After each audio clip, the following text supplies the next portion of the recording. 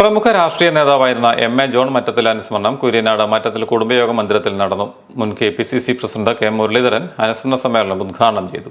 പുതുതലമുറയുടെ PR work രാഷ്ട്രീയം സമൂഹത്തിന് ചേർന്നല്ലെന്ന് K. Muraleedharan പറഞ്ഞു.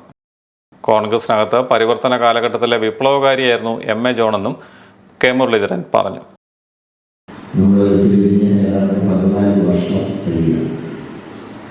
തീർച്ചയായിട്ടും ഇദ്ദേഹത്തിനെ പോലെ കഴിവുള്ള വ്യക്തികൾ ഞങ്ങളുടെ പാർട്ടിയിൽ മാത്രമല്ല സമൂഹത്തിന് വളരെ വിരളമായി.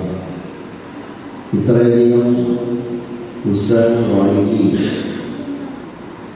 സ്വന്തമായി ഇപ്പോഴും വീട്ടിലെ ലൈബ്രറിയിൽ ഏതാണ്ട് 60,000-ഓളം പുസ്തകങ്ങൾ സൂക്ഷിക്കുകയും ചെയ്യുന്ന ഒരു വ്യക്തി വേറെ ഇല്ല, നമ്മുടെ പാർട്ടിയില്ല എന്ന് ധൈര്യം പറയും. 60,000 പുസ്തകങ്ങളാണ് അദ്ദേഹത്തിൻ്റെ പുസ്തക ശേഖരത്തിലുള്ളത്.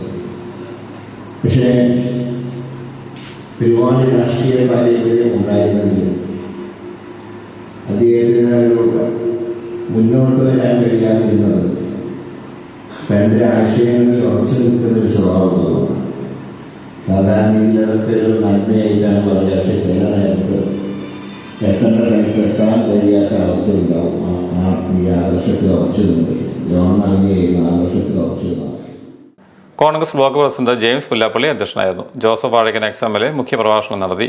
Tomy Kallani, Anil Bose, Baby Thondankuzhy, Martin Pookkode, Sabu Thengumpally, Annsamma Sabu, George Pius, J. John Perayil, CT Rajan, KT Abraham, Mini Mathai തുടങ്ങിയവർ പ്രസംഗിച്ചു.